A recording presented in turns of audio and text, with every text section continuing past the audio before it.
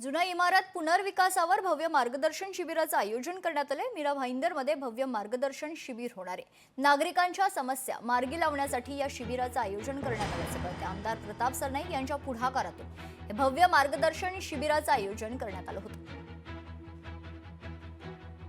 उन्होंने आश्वासन दिया है, इस आश्वासन पे भरोसा रख के हम आगे काम करेंगे। उन्होंने अच्छे मुद्दे बताए और सबको सपोर्ट किया है। लोगों को 4 बार हमने उनको जिता के दिया है। हम हमें सेवा जनता के लिए जरूर सेवा करेंगे, हमें उनको भी पूरा विश्वास है। दूसरा, हमारे सोसाइटी के अंदर एक अनधिकृत बांधकाम है, उसके लिए भी हमने एप्लीकेशन किया था, लेकिन आज की मीटिंग में ये सब चीज़ें हुई नहीं है। टीम का मुद्दा था, उसमें जो ऑर्डर लिया था हमने वो कन्वर्ट करने का था, डीम लीज में कन्वर्ट करने का था।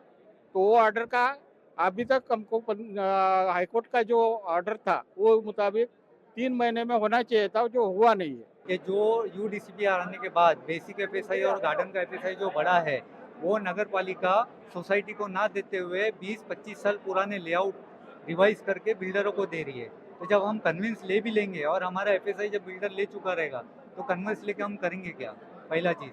दूसरा, नगर पालिका के पास डॉक्यूमेंट ही नहीं है सोसाइटियों के, तो हमको कन्विंस मिलेगा कैसे।